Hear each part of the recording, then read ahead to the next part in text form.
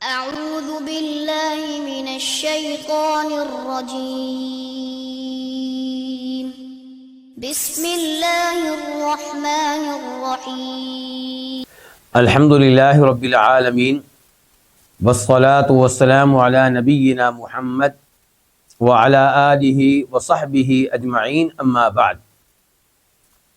عمدۃ الاحکام صحیح بخاری اور صحیح مسلم کی احادیث پہ مشتمل ایک عظیم الشان کتاب۔ آج آغاز کریں گے حدیث نمبر 218 سے 218۔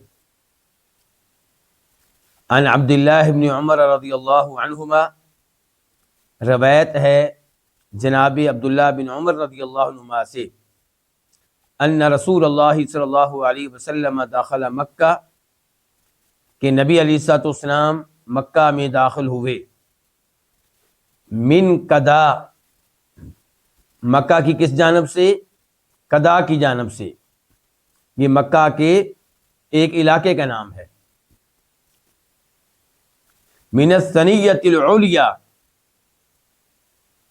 اونچی گھاٹی کی طرف سے، التی بالبطحاء، جو مکہ میں بطحاء میں ہے۔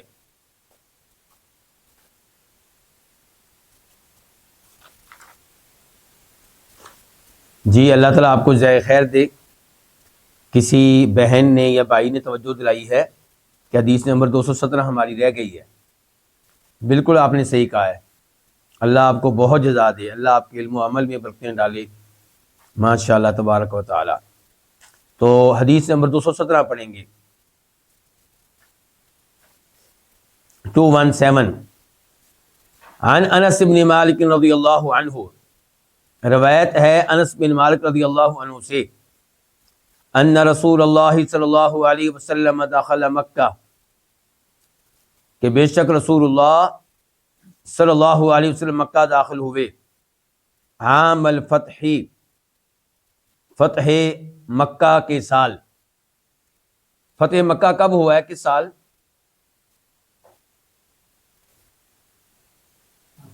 8 ہجری، 8، یعنی کہ ہجرت کے لحاظ سے جو سال تھا وہ 8 تھا۔ تو آپ مکہ میں داخل ہوئے فتح مکہ والے سال۔ وعلی رأسہ المغفر، جب کہ آپ کے سر پہ خود تھا، ہیلمٹ تھا۔ خود سر کو زخموں سے بچانے کے لیے جو لوہے کی ٹوپی پہنی جاتی تھی اس کو کیا کہتے ہیں؟ خود۔ فلما نزعہ، جب آپ نے اس کو اتارا، کس کو؟ خود کو، ہیلمٹ کو، تو جاءہ رجل، تو آپ کے پاس ایک آدمی آیا، فقالت، اس نے کہا کہ ابن خطل متعلق باستار الکعبہ، کہ ابن خطل کعبہ کے پردوں کے ساتھ چمٹا ہوا ہے، لٹکا ہوا ہے۔ فقال، تو آپ علیہ الصلوۃ والسلام نے کہا اقتلوہ، اس کو قتل کر دو۔ حدیث کا نمبر بتانے سے پہلے میرا سوال آپ سے یہ ہے کہ ہم اس وقت کون سی کتاب پڑھ رہے ہیں؟ جی، یعنی کہ ہم کتاب الحج پڑھ رہے ہیں، حج عمرے کے احکام وغیرہ پڑھ رہے ہیں۔ اور یہ حدیث، اس کا تعلق تو کس سے بنتا ہے؟ مغازی سے، آپ کی جنگوں سے، آپ کے جہاد سے۔ تو اس کا پھر ہمارے موضوع سے کیا تعلق ہے؟ یہیں ابھی بات واضح ہوگی انشاءاللہ کہ ہمارے موضوع سے اس کا کیا تعلق ہے۔ اس حدیث کو روایت کیا امام بخاری نے، نمبر ہے 1846، 1846۔ اور اس کے اوپر امام بخاری باب کیا قائم کرتے ہیں؟ باب دخول الحرم ومکہ بغیر احرام، کہ مکہ میں اور مکہ کے حرم ایریے میں بغیر احرام کے داخل ہونا۔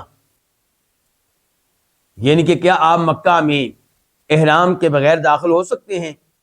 عام کپڑوں میں جا سکتے ہیں مکہ میں؟ آپ پینٹ شرٹ پہنے ہوئے، شلوار قمیض پہنے ہوئے؟ تو یہی تعلق ہے اس حدیث کا ہمارے موضوع سے کہ آپ مکہ میں احرام کے بغیر داخل ہو سکتے ہیں جب کہ آپ کا عمرہ کرنے کا ارادہ نہ ہو، حج کرنے کا ارادہ نہ ہو۔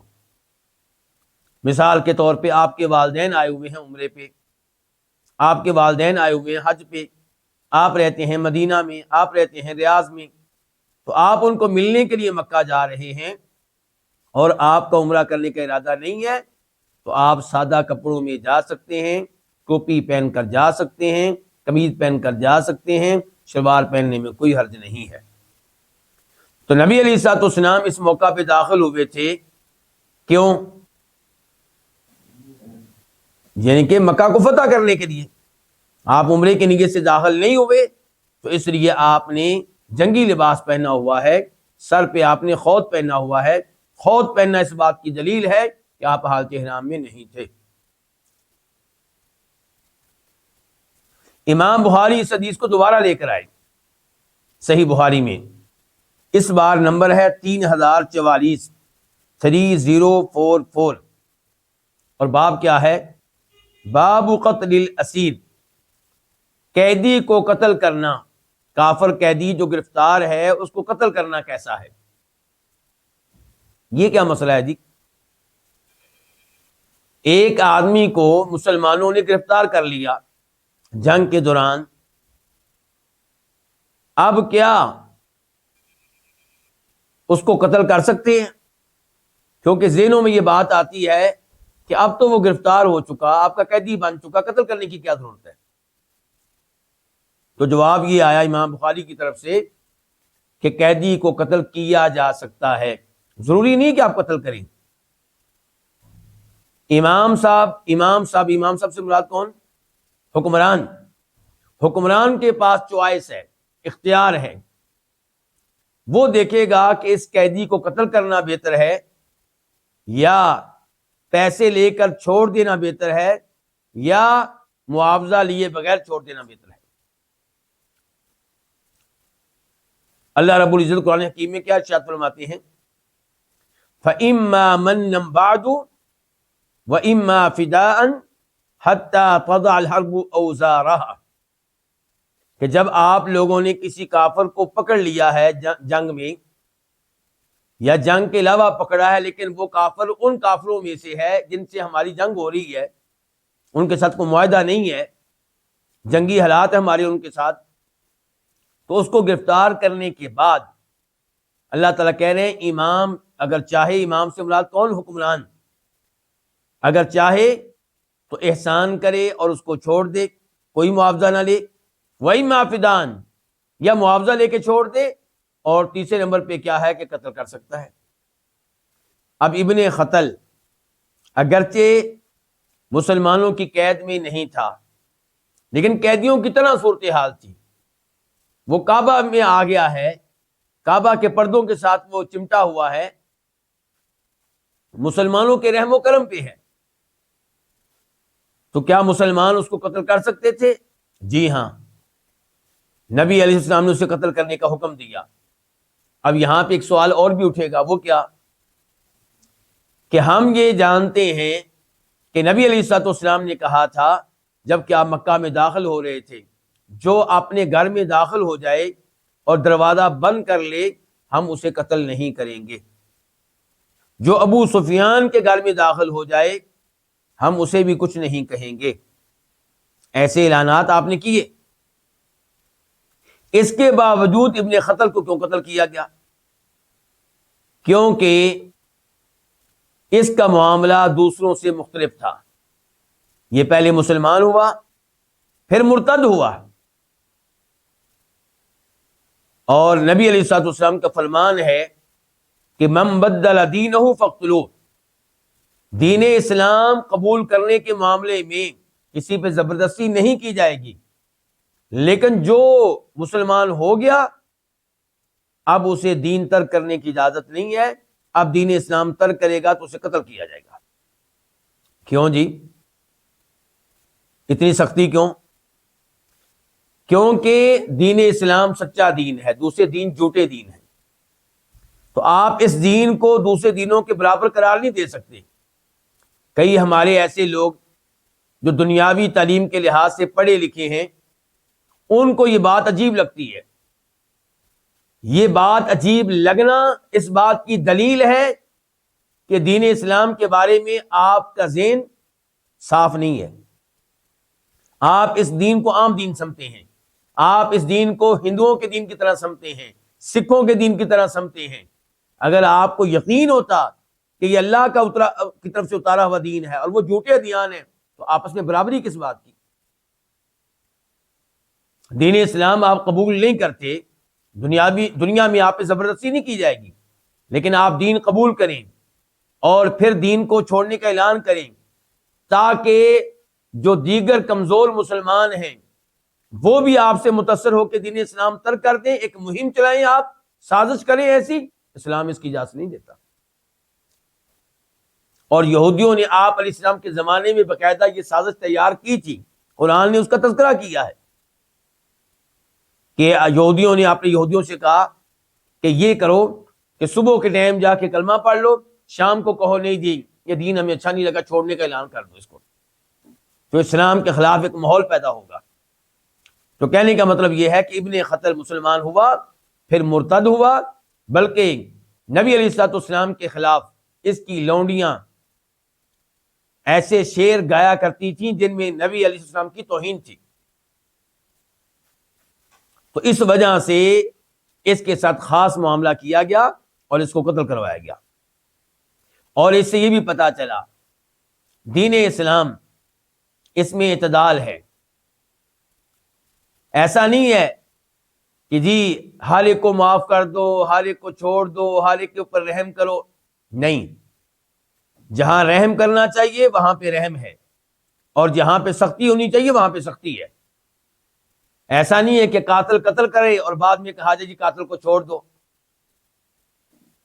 چوری کرنے والا چوری کرے، ڈاکہ ڈالے، لوگ اس کی وجہ سے ان کی نیندیں حرام ہو چکی ہیں اور پکڑا جائے تو آپ کہیں جی نہ اس کو معاف کر دو،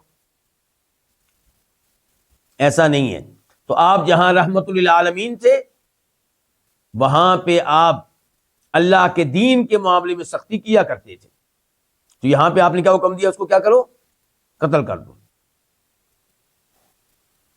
امام بخاری اس حدیث کو صحیح بخاری میں تیسری بار لے کر آئے، اس بار نمبر کیا ہے؟ 4286، 4286، کہ این رکز النبی صلی اللہ علیہ وسلم الرایۃ یوم الفتح، فتح مکہ کے دن آپ علیہ الصلوۃ والسلام نے اپنا جھنڈا کس جگہ نصب کیا تھا، گاڑا تھا؟ جو حدیث ابھی ہم نے پڑھی ہے اس میں یہ مسئلہ موجود نہیں ہے، لیکن جب اس حدیث کو مکمل طور پہ پڑھا جائے تو اس میں یہ مسئلہ آیا ہے۔ چوتھی بار امام بخاری اس حدیث کو لے کر آئے اور اس بار نمبر ہے 5808، 5808۔ باب کیا؟ باب المغفر، کتاب اللباس۔ امام بخاری نے ثابت کیا اس حدیث کے ذریعے کہ ہیلمٹ پہننا جائز ہے، خوت پہننا جائز ہے، یعنی کہ حج کے علاوہ، عمرے کے علاوہ نارمل حالات میں انسان خوت پہن سکتا ہے، ہیلمٹ پہن سکتا ہے۔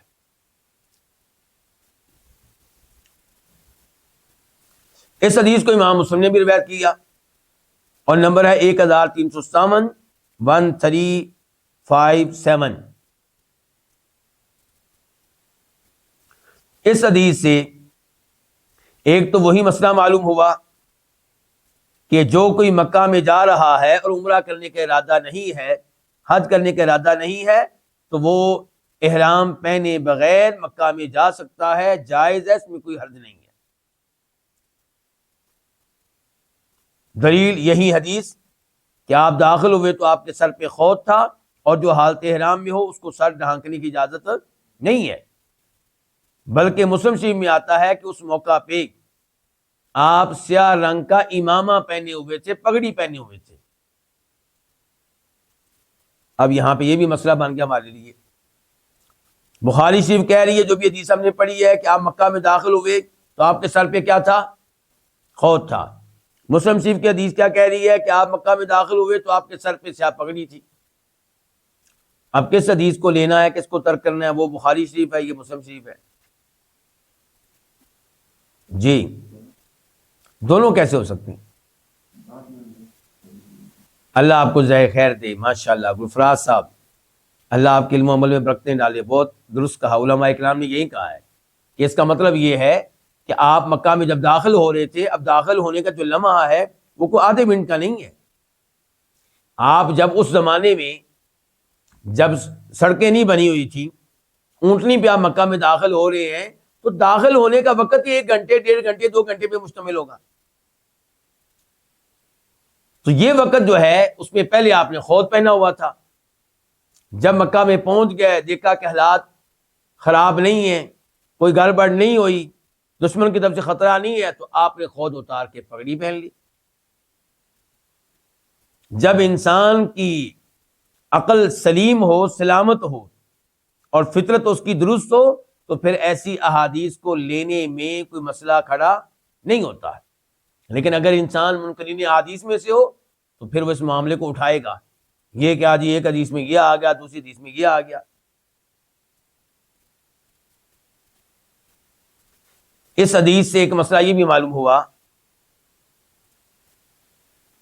کہ آپ علیہ الصلوۃ والسلام نے مکہ میں داخل ہوتے وقت جنگ کو عمرے پہ فوقیت دی، یعنی کہ آپ کے پاس 2 آپشن تھے کہ آپ مکہ میں داخل ہوں عمرہ کرتے ہوئے، اور دوسرا آپشن کیا تھا کہ داخل ہوں جنگی حالات میں، جنگی لباس میں۔ تو آپ نے کس کو ترجیح دی اس موقع پہ؟ جنگی حالت کو آپ نے ترجیح دی، کیونکہ عمرہ اگر آپ کرتے تو اس کا فائدہ صرف آپ کو تھا، جبکہ لڑنا، جہاد کرنا، اس کے فوائد پوری امت کو ہیں۔ اس سے اسلام پھیلتا ہے، اس سے مسلمانوں کو قوت ملتی ہے۔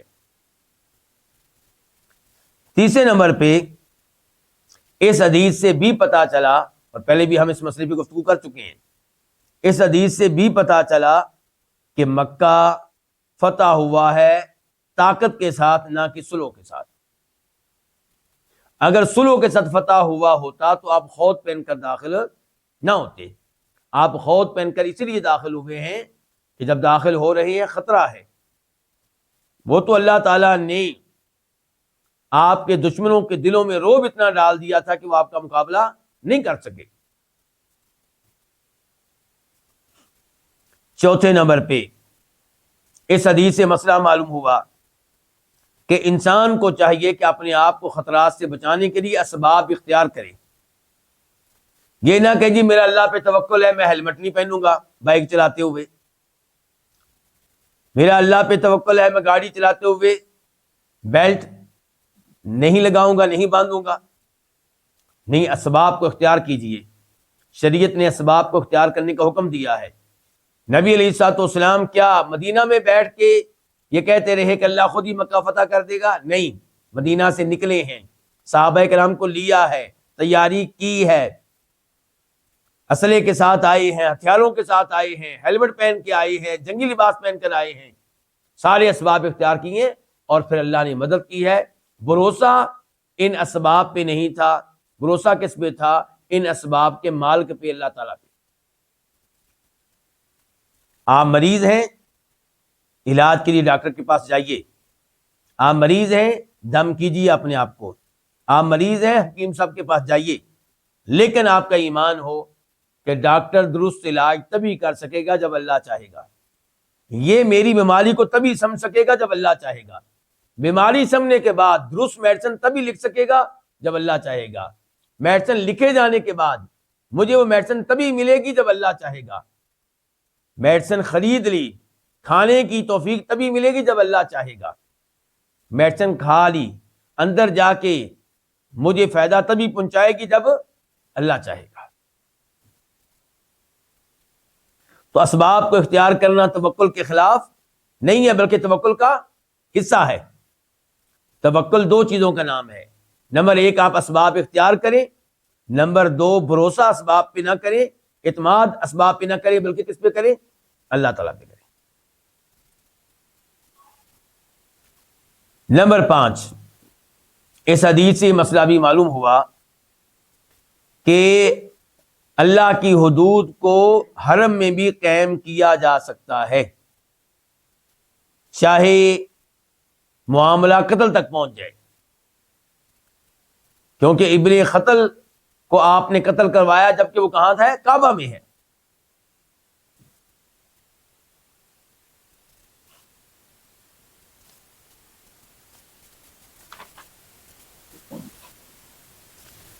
یہ تھی حدیث نمبر 217۔ اب ہم شفٹ ہوتے ہیں حدیث نمبر 218 کی طرف، 218۔ عن عبداللہ بن عمر رضی اللہ عنہما، عبداللہ بن عمر رضی اللہ عنہما سے روایت ہے، ان رسول اللہ صلی اللہ علیہ وسلم داخل مکہ من قدا، کہ نبی علیہ السلام مکہ میں داخل ہوئے ہیں قدا نامی جگہ کی طرف سے، من الثنیۃ العلیٰ التي بالبطحاء، اس بلند و بالا گھاٹی کی طرف سے جو بطحاء مقام پہ ہے،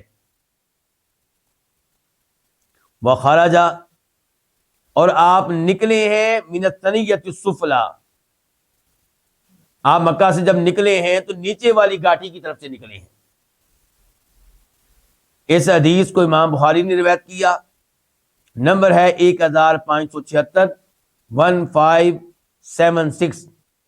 باب کیا ہے؟ باب من این یخرج من مکہ، کہ حج پہ آنے والا جب مکہ سے نکلے تو کہاں سے نکلے، کس جانب سے نکلے۔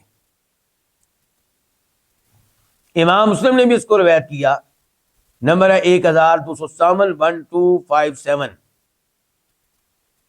یہ حدیث جو ہے اس کا تعلق فتح مکہ سے نہیں ہے جو ابھی ہم نے پڑھی ہے، اس کا تعلق آپ کے حج سے ہے۔ اور حج آپ نے کس سال کیا ہے؟ جی علماء اکرام، 10 میں، 10 میں، یعنی کہ فوت ہونے سے 3 مہینے پہلے حج آپ نے کیا ہے 10 ہجرت کے لحاظ سے 10واں سال،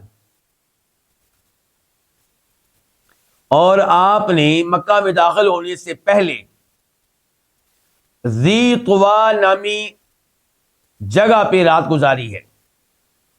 مکہ سے پہلے ظاہر آپ کا سفر لمبا تھا نا، کئی دنوں کا سفر تھا۔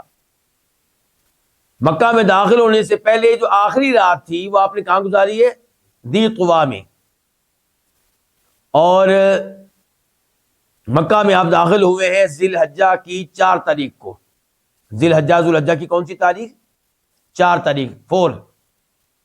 اور حج کب شروع ہوتا ہے؟ 8 تاریخ کو۔ حج کب شروع ہوتا ہے؟ 8 تاریخ کو، 8۔ مکہ میں آپ داخل ہوئے ہیں صبح صبح، اور کس جانب سے؟ یہیں اس حدیث میں بتایا گیا ہے کہ مکہ کی اس گھاٹی کی طرف سے جو اونچی گھاٹی ہے، جو مکہ کے قبرستان کے بیچ میں واقع ہے، کیونکہ وہ لوگ جو مدینہ سے آ رہے ہوں ان کے لیے مکہ میں داخل ہونا اس جانب سے آسان ہے۔ اور جب آپ حج سے فارغ ہوئے تو آپ مکہ سے مدینہ کے لیے نکلے ہیں مکہ کی نچلی جگہ کی طرف سے۔ اچھا، اس میں ایک حکمت تو یہ ہو سکتی ہے کہ جس جانب سے آپ داخل ہوئے ادھر سے داخل ہونا آسان تھا، جدھر سے آپ نکلے ادھر سے نکلنا آسان تھا۔ اور دوسری حکمت اس میں علماء کرام کہتے ہیں یہ بھی ممکن ہے کہ ایک سائڈ سے داخل ہوں دوسری سائڈ سے نکلیں، تاکہ دونوں طرف کے راستے آپ کے حق میں گواہی دیں۔ ایک طرف سے آپ حج کرنے کے لیے مکہ میں داخل ہوئے اور دوسری طرف سے آپ نکلے، یہ پھر ایسے ہی ہو جائے گا جیسے آپ میدان عرفات میں گئے ہیں ایک راستے سے اور واپس آئے ہیں دوسرے راستے سے۔ اور جیسے عید کی نماز کے لیے آپ کیا کرتے تھے، عید کی نماز کے لیے جاتے تھے ایک راستے سے اور واپس گھر آتے تھے دوسرے راستے سے۔ اور جیسا کہ آپ فرض نماز کے بعد ترغیب دیتے تھے مسلمانوں کو کہ اپنی جگہ کیا کریں؟ تبدیل کر لیں، جہاں فرض نماز پڑھی ہے سنتے ادھر نہ پڑھیں، کسی اور جگہ پڑھیں، یا پھر کم از کم بیچ میں وقفہ ڈال لیں، کس کا؟ گفتگو کا یا اذکار کا۔ اس کا فائدہ کیا ہوگا؟ اللہ تعالیٰ فرماتے ہیں یومئذ تحدث اخبارہا، کہ روز قیامت یہ زمین گفتگو کرے گی اور اپنی خبریں بیان کرے گی، بتائے گی کہ میرے اوپر کیا کچھ ہوتا رہا، بتائے گی فلاں آدمی نے میرے اوپر فلاں جگہ پہ نماز پڑھی، فلاں آدمی نے یہ گناہ کیا۔ تو جب آپ یہاں پہ بھی عبادت کریں گے، وہاں پہ بھی کریں گے، تو زمین کے یہ ٹکڑے آپ کے حق میں گواہی دیں گے۔ اب ہم آتے ہیں حدیث نمبر 219 کی طرف، 219۔ اس کے راوی بھی عبداللہ بن عمر ہیں۔ عبداللہ بن عمر سے روایت ہے رضی اللہ عنہما قال، وہ کہتے ہیں داخل رسول اللہ صلی اللہ علیہ وسلم البیتا، کہ نبی علیہ الصلوۃ والسلام بیت اللہ میں داخل ہوئے۔ یہ کس سفر کا واقعہ ہوگا؟ نہیں، یہ حج کا نہیں ہے، یہ فتح مکہ کا ہے۔ کس کا ہے؟ فتح مکہ کا۔ وَأُسامۃ بن زید، اور اسامہ بن زید بھی داخل ہوئے، جن سے آپ بہت محبت کرتے تھے۔ اسامہ بن زید سے آپ کو محبت تھی، حالانکہ یہ سیاہ رنگ کے تھے اور ان کے والد صاحب سفید رنگ کے تھے، لیکن آپ کو باپ سے بھی محبت تھی، بیٹے سے بھی محبت تھی۔ وہ بلال، اور آپ بیت اللہ میں داخل ہوئے تو آپ کے ساتھ دوسرے کون ہیں؟ بلال، یہ حبشی ہیں، کالے رنگ کے ہیں۔ یعنی کہ نبی علیہ السلام مکہ فتح کیا ہے، بیت اللہ میں داخل ہو رہے ہیں۔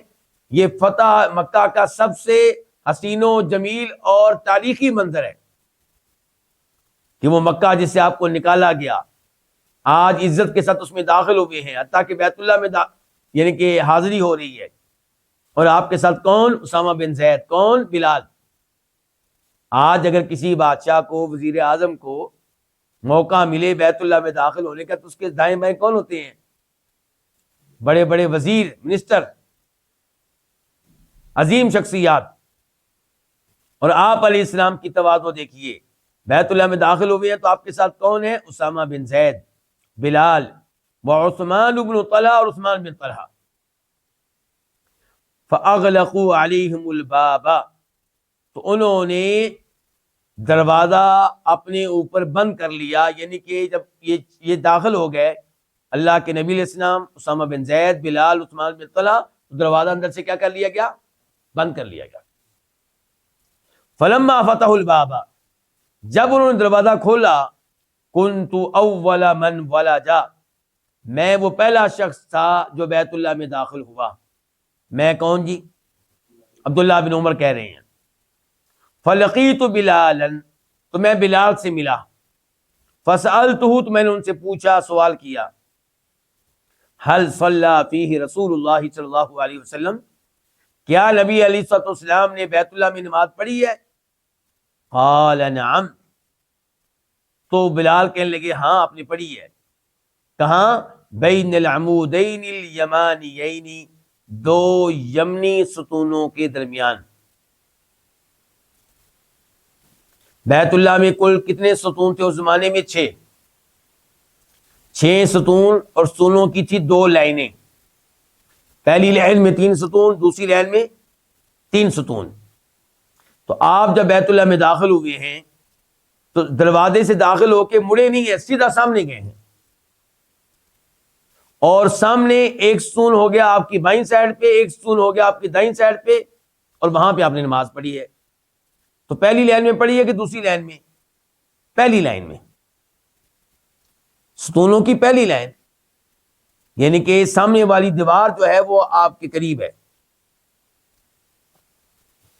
اور رکن یمانی کے قریب آپ پہنچ چکے ہیں، لیکن اندر کی جانب سے ایک ستون آپ کی بائیں طرف ہے اور 2 ستون آپ کی دائیں جانب ہے۔ معاملہ واضح ہوا کہ نہیں ہوا؟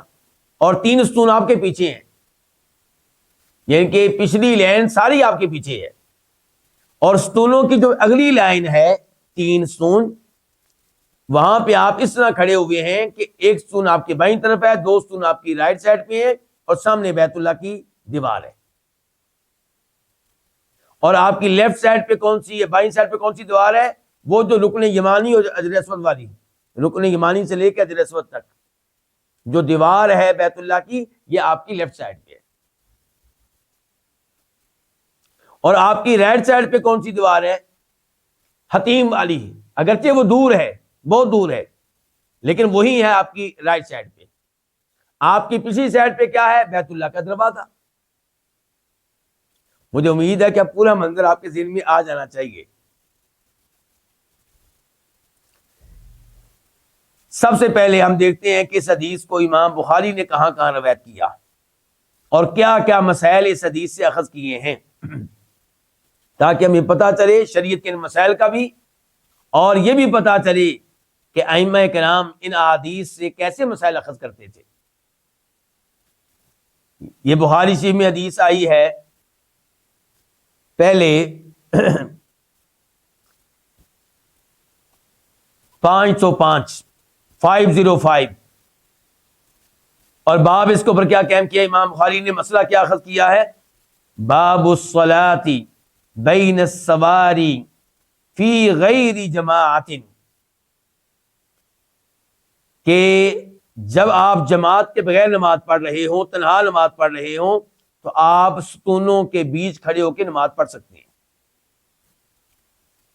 یہ کہ جب جماعت کھڑی ہوگی تو ستونوں کے بیچ میں کھڑے ہونے سے بچیں، کیونکہ سب ٹوٹ رہی ہے، سب کو ٹوٹنا نہیں چاہیے۔ اور میرے وہ بھائی جو مساجد میں نماز پڑھتے ہیں اور پڑھنی چاہیے، وہ بھی صفوں کو ٹوٹنے سے بچیں۔ دو آدمیوں کے بیچ میں سامان رکھ دینا، سب ٹوٹ جائے، غلط ہے۔ دو نمازیوں کے مابین چھوٹے بچے کو بٹھا دینا جو نماز نہیں پڑھتا، غلط ہے۔ اس چھوٹے بچے کو اگر آپ نے بٹھانا ہے تو اپنے سامنے بٹھائیں یا آپ اٹھا لیں، لیکن آپ اور آپ کے ساتھی کے بیچ میں کوئی فاصلہ نہیں ہونا چاہیے۔ سب بندی کا اہتمام کریں، پاؤں کے ساتھ پاؤں ملائیں، کندھے کے ساتھ کندھا ملائیں۔ لیکن اگر آپ تنہا نماز پڑھ رہے ہیں تو پھر دو ستونوں کے بیچ میں آپ نماز پڑھ سکتے ہیں۔ یہاں پہ آپ کے ذہنوں میں شاید یہ سوال آئے گا کہ مسجد نبوی اور بیت اللہ میں تو ستون بہت زیادہ ہے، تو آپ ان دو ستونوں کے بیچ میں کھڑے ہو سکتے ہیں جن دو ستونوں کے بیچ میں بہت فاصلہ ہے، لمبی صف بن جاتی ہے۔ لیکن وہ دو ستون جن کے بیچ میں 2 آدمی، 3 آدمی، 4 آدمی کھڑے ہو سکتے ہیں، وہاں پہ آپ نہ کھڑے ہوں۔ البتہ تنہا نماز پڑھ رہے ہو تب کھڑے ہو سکتے ہیں۔ اسی طرح جب مسجد نبوی بھری ہوئی ہے، مسجد حرام فل ہے، جگہ مل ہی نہیں رہی، تب آپ کھڑے ہو سکتے ہیں وہاں پہ بھی۔ لیکن عام حالات میں ایسی جگہ کھڑے ہونے سے بچیں جب کہ آپ نماز جماعت کے ساتھ پڑھ رہے ہوں۔ تنہا نماز پڑھ رہے ہوں تو جائز ہے، جیسا کہ نبی علیہ السلام کھڑے ہوئے ہیں۔ واضح ہو گیا یہ مسئلہ؟ امام بخاری نے اس حدیث کو روایت کیا ہے 468 کے طور پہ بھی، 468، اور باب کیا قائم کیا ہے؟ باب الابواب والغلق للکعبۃ والمساجد، مسجدوں کے دروازے بنانا بالکل ٹھیک ہے، مسجدوں میں دروازے رکھنا بالکل ٹھیک ہے، مسجدوں کے دروازوں میں کنڈیاں لگانا، تالے لگانا، یہ بھی ٹھیک ہے۔ کیونکہ کوئی کہہ سکتا ہے نا کہ مساجد تو اللہ کے گھر ہیں، ہر ایک کے لیے ہیں، کیوں دروازے لگائیں، کیوں بند کریں، کیوں تالے لگائیں، کیوں کنڈیاں لگائیں؟ تو آپ دیکھ لیجئے کہ امام بخاری نے کس زمانے میں یہ مسئلہ ثابت کر دیا کہ جناب اللہ مساجد کے دروازے ہوں، بالکل درست ہے، مساجد کے تالے ہوں، بالکل درست ہے۔ کیونکہ یہاں پہ کیا کہہ رہے ہیں راوی عبداللہ بن عمر کہ یہ بیت اللہ میں داخل ہوئے اور انہوں نے دروازہ بند کر لیا، دروازہ اور پھر بند کر لیا۔ تو بند کس کے ساتھ کیا ہوگا؟ کسی تالے کے ساتھ، کسی کنڈی کے ساتھ۔ تو دیکھتے ہیں امام بخاری کی فقاہت، امام بخاری کی ذہانت۔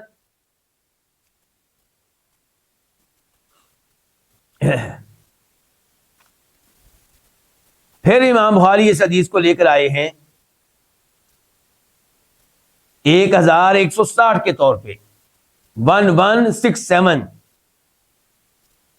اور اب باب کیا قائم کیا جی؟ باب ما جاء فی التطوع مثنا مثنا، باب یہ ہے کہ نفلی نماز جب آپ پڑھیں تو 2 رکعتیں پڑھیں، 4 کی بجائے کتنی پڑھیں؟ 2 پڑھیں، الا یہ کہ کسی جگہ 4 ثابت ہوں، حدیث میں آیا ہو تو الگ بات ہے۔ عام حالات میں نفلی نماز جب آپ پڑھیں تو 2 کر کے پڑھیں۔ تو یہاں پہ نبی اسلام نے چونکہ 2 رکعتیں پڑھی تھیں، اس لیے انہوں نے باب ثابت کیا امام بخاری نے کہ نفل نماز 2 کر کے آپ پڑھیں۔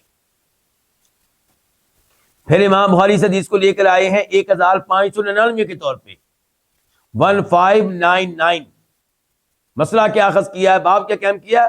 باب الصلاۃ فی الکعبہ, کعبہ شریف میں داخل ہو کے نماز پڑھنا, یعنی کہ جائز ہے کہ کعبہ کے اندر داخل ہو کے آپ نماز پڑھیں. پھر امام بخاری اس حدیث کو لے کر آئے ہیں 2988 کے طور پہ 2988, اور باب قائم کیا باب الردف علی الحمار, کہ گدھے پہ کسی کو اپنے پیچھے بٹھا لینا, یعنی کہ ایک گدھا ہے, 2 آدمی بیٹھ رہے ہیں تو یہ جائز ہے. یہ حدیث جو ہماری ہے اس کو اگر تفصیل سے آپ پڑھیں گے تو اس میں آیا ہے کہ جب آپ مکہ میں داخل ہوئے ہیں تو سواری پہ آپ کے پیچھے کچھ اور لوگ بھی بیٹھے ہوئے تھے, تو اس سے پتہ چلا کہ ایک سواری پہ پیچھے کسی اور کو بھی بٹھا سکتے ہیں, یہ کوئی ظلم نہیں ہے. اگر سواری تندرست ہے, بوجھ اٹھا سکتی ہے تو اس میں کوئی حرج نہیں ہے. پھر امام بخاری اس حدیث کو لے کر آئے 4299 کے طور پہ 4289, اور باب کیا قائم کیا ہے؟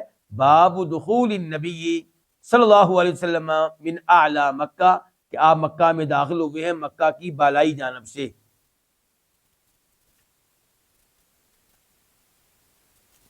اب ہم دیکھتے ہیں کہ اس حدیث سے کیا کیا مسائل اخذ کیے جا سکتے ہیں.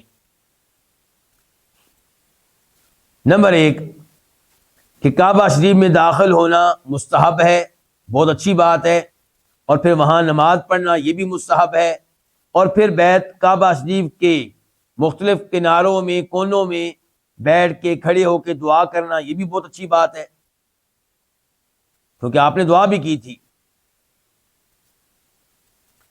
امام ابن تیمیہ نے ذکر کیا ہے کہ بیت اللہ میں داخل ہونا فرض نہیں ہے, لیکن ٹھیک ہے, درست ہے. نمبر 2 اس حدیث سے پتہ چلا کہ مکہ میں داخل ہونا یہ حج کے طریقوں میں سے کوئی طریقہ نہیں ہے. مکہ میں معذرت کے ساتھ کعبہ شریف میں کعبہ میں داخل ہونا اس کا حج سے کوئی تعلق نہیں ہے, لیکن یہ ذاتی اپنی جگہ پہ یہ اچھی بات ہے کہ آپ کعبہ شریف میں داخل ہوں. اچھا, کیسے پتہ چلا کہ یہ حج کا حصہ نہیں ہے؟ کیونکہ آپ کعبہ شریف میں داخل ہوئے ہیں فتح مکہ والے سال, اور حج والے سال آپ داخل نہیں ہوئے.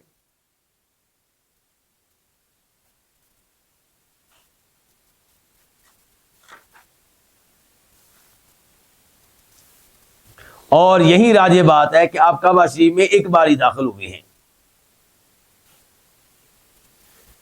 اس حدیث سے یہ مسئلہ بھی اخذ ہوا کہ علم لینے کے معاملے میں شرمانا نہیں چاہیے. آپ علم لیں چاہے ان لوگوں سے لینا پڑے جو آپ کے برابر کے ہیں, آپ جیسا ہی مقام و مرتبہ رکھتے ہیں, یعنی کہ آپ سے اعلیٰ نہیں ہے. یہاں پہ دیکھیے عبداللہ بن عمر نے کس سے سوال کیا؟ بلال رضی اللہ عنہ سے سوال کیا کہ نبی علیہ السلام نے کعبہ میں داخل ہو کے کیا کیا کہ آپ نے نماز پڑھی؟ تو صحابی نے صحابی سے یہ علم لیا ہے. چوتھے نمبر پہ اس حدیث سے مسئلہ معلوم ہوا کہ خبر واحد حجت ہے, معتبر ہے, قابل قبول ہے, اس کو دین کے طور پہ عقیدہ کے طور پہ لیا جائے گا, شریعت کے طور پہ لیا جائے گا, اپنایا جائے گا.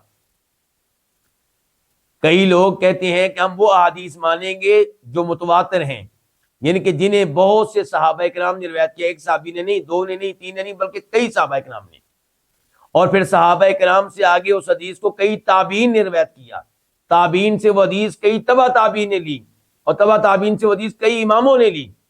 تو یہ ایسی حدیث ہم مانیں گے, جیسا کہ یہ حدیث ہے کہ من کذب علی متعمدا فلیتبوأ مقعدہ من النار, جو جان بوجھ کر میرے ذمے وہ بات لگائے جو میں نے نہیں کہی اس کا ٹھکانہ جہنم ہے. یہ حدیث متواتر ہے. لیکن وہ حدیث اس کو روایت کرنے والے صرف ایک صحابی ہیں, یا 2 ہیں, یا 3 ہیں, اور پھر آگے تابعین میں سے ایک ہے, یا 2 ہے, یا 3 ہے.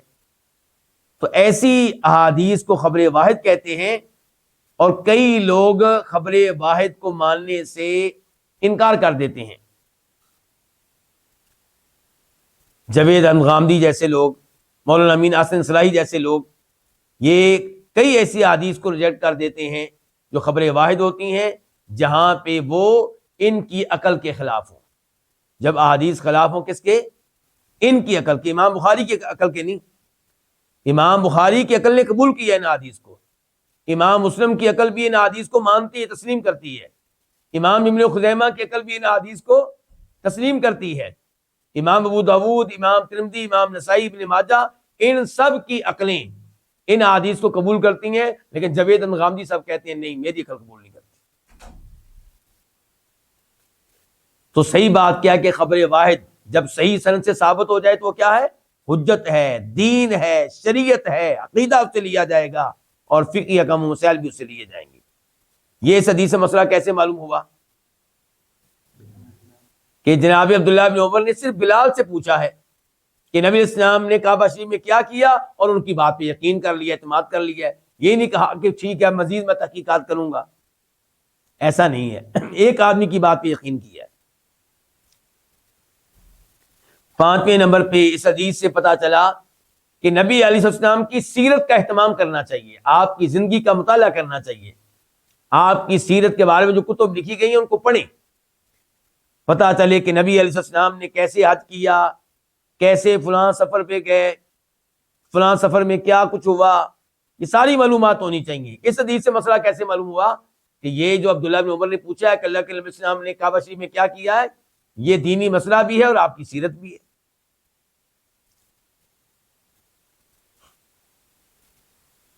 6 نمبر پہ ہمیں اس حدیث سے مسئلہ معلوم ہوا کہ آپ اس سے بھی مسئلہ پوچھ سکتے ہیں جو علم کے لحاظ سے اس سے کم ہے، جو اسی جگہ موجود ہے اور علم کے لحاظ سے وہ آگے ہے. عبداللہ بن عمر نے یہ مسئلہ کس سے پوچھا ہے؟ بلال سے.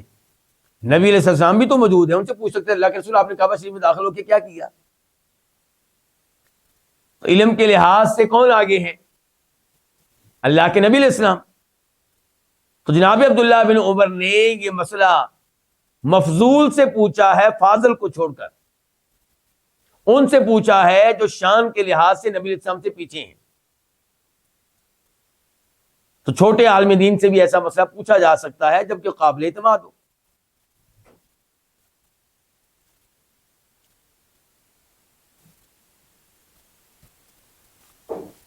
پھر ہمیں اس حدیث سے مسئلہ معلوم ہوا کہ عبداللہ بن عمر دین لینے کے معاملے میں بہت حرص رکھتے تھے، شوق رکھتے تھے، لالچ رکھتے تھے.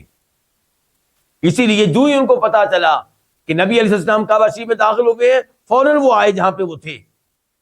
لیکن وہ آئے تو آگے دروازہ بند تھا.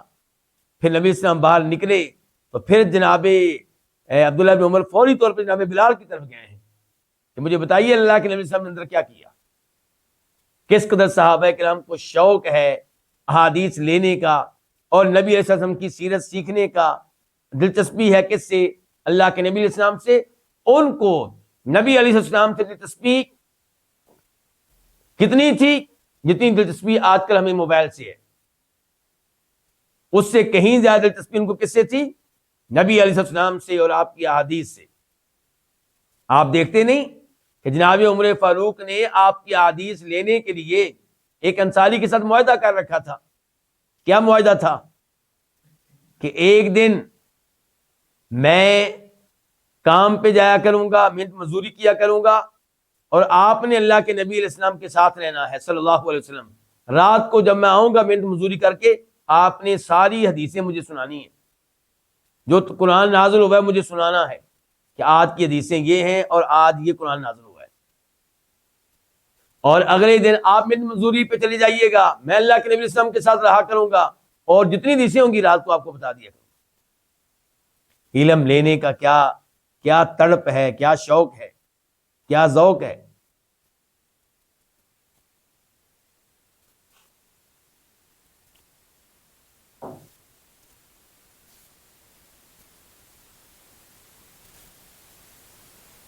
یہاں پہ اب ایک مسئلہ ہم نے سیکھنا ہے، طے کرنا ہے کہ کعبہ شریف میں نماز پڑھنے کا کیا حکم ہے۔ جمہور علماء کرام کا یہ موقف ہے کہ کعبہ شریف میں نفلی نماز پڑھنا جائز ہے، کعبہ کے اندر بھی اور کعبہ کی چھت پہ بھی۔ البتہ فرض نماز کے بارے میں اختلاف ہے۔ پہلے بات کس کی ہو رہی تھی؟ نفل نماز کی۔ فرض نماز کے بارے میں اختلاف ہے کہ کیا آپ یہ کعبہ شریف میں پڑھ سکتے ہیں، کعبہ شریف کی چھت پہ پڑھ سکتے ہیں؟ کیا آپ یہ نماز حتیم میں پڑھ سکتے ہیں؟ کیونکہ حتیم بھی کیا ہے؟ کعبہ کا حصہ ہے۔ حتیم سارا حتیم کعبہ کا حصہ نہیں ہے۔ حتیم کا وہ حصہ جو کعبہ کے ساتھ متصل ہے وہ کعبہ کا حصہ ہے، اور جو دور کا حصہ ہے وہ کعبہ کا حصہ نہیں ہے۔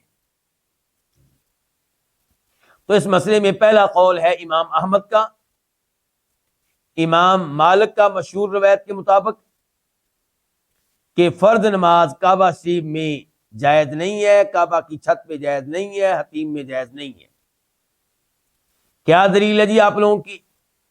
کہتے ہیں ہماری دلیل قرآن کریم کی آیت سورہ بقرہ آیت نمبر 150 150 وَحَيْثُمَا كُنْتُمْ فَوَلُّوا وُجُوهَكُمْ شَطْرَهُ، کہ تم جہاں کہیں بھی ہو نماز کے دوران اپنے چہرے کعبہ شریف کی طرف کر دو۔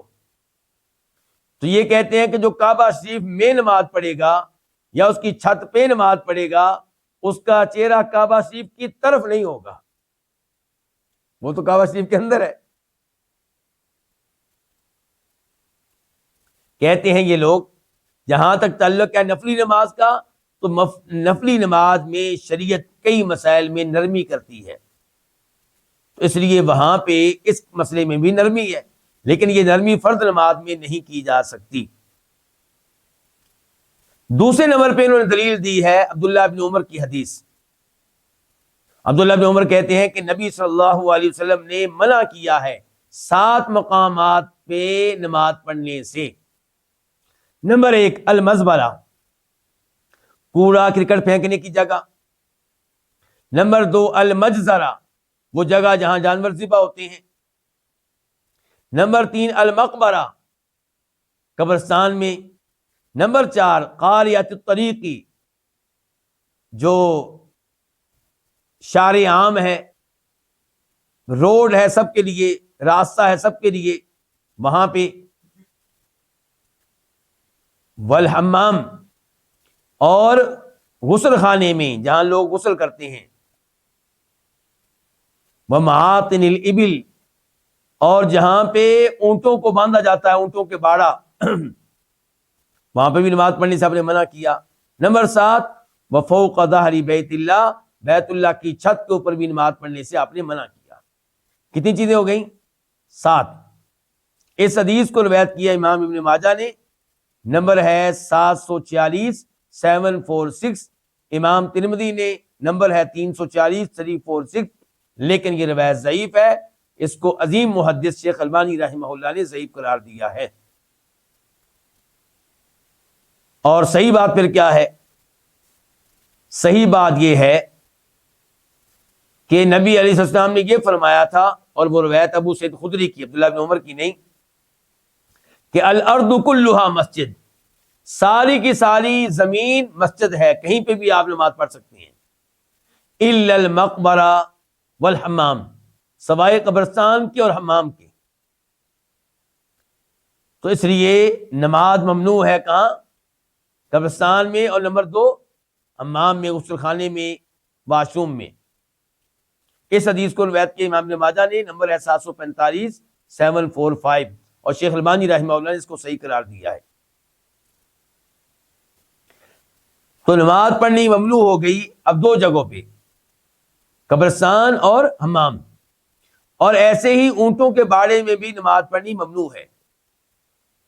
اس کی دلیل مسلم شریف کی حدیث ہے، جس کا نمبر ہے مسلم شریف میں 360 360، راوی ہے جابر بن سمرہ، کہ ایک آدمی نے سوال کیا نبی علیہ الصلوۃ والسلام سے، اتوضأ من لحوم الغنم، کیا بکرے کا گوشت کھانے کی وجہ سے مجھے وضو کرنا ہوگا؟ آپ نے فرمایا ان شئت فتوضأ، اگر چاہو تو وضو کر لو، وَإِن شِئْتَ فَلَا تَتَوَضَّأْ، اور اگر نہ کرنا چاہو تو کوئی مسئلہ نہیں ہے۔ اس آدمی کا دوسرا سوال، اتوضأ من لحوم الابل، اگر میں اونٹ کا گوشت کھاؤں تو مجھے وضو کرنا ہوگا؟ قال نعم، بالکل، فتوضأ من لحوم الابل، اونٹ کا گوشت کھانے کی وجہ سے وضو کرنا پڑے گا۔ اس آدمی کا تیسرا سوال، اصلی فی مرابض الغنم، کیا بکریوں کے باڑے میں نماز پڑھ سکتا ہوں؟ قال نعم، پڑھ سکتے ہو۔ اگلا سوال، اصلی فی مبارک الابل، کیا اونٹوں کے باڑے میں نماز پڑھ سکتا ہوں؟ قال لا، فرمایا نہیں۔ تو اب کیا پتا چلا کہ اونٹوں کے باڑے میں نماز پڑھنے کی اجازت نہیں ہے۔ تو یہ 7 مقامات آئے تھے، ان میں سے 3 کے بارے میں ہمیں صحیح حدیث مل گئی۔ نمبر 1 قبرستان، نمبر 2 حمام، اور نمبر 3 اونٹوں کے باڑے۔ اچھا، اونٹوں کے باڑے میں نماز کیوں نہیں پڑھ سکتے؟ اس لیے کہ ان کا پیشاب پلید ہے، اس لیے نہیں، یہ وجہ نہیں، ایک اور وجہ ہے، کیونکہ اگر یہ وجہ ہوتی تو پھر آپ بکریوں کے باڑے میں بھی نماز پڑھنے سے منع کر دیتے، لیکن وہاں پہ آپ نے منع نہیں کیا۔ دوسرا موقف، یہ ابھی تک گفتگو ہو رہی تھی ان علماء کرام کی جو کہتے ہیں کہ بیت اللہ میں یا بیت اللہ کی چھت پہ یا حتیم میں فرض نماز پڑھنا درست نہیں ہے۔ دوسرا قول امام ابو حنیفہ رحمہ اللہ کا، امام شافعی کا، اور یہی ایک روایت ہے حنابلہ کی، اور یہی موقف ہے شیخ ابن باز کا، شیخ ابن عثیمین کا، کہ فرض نماز پڑھنا درست ہے کعبہ کے اندر بھی، کعبہ کی چھت پہ بھی، اور حتیم میں بھی۔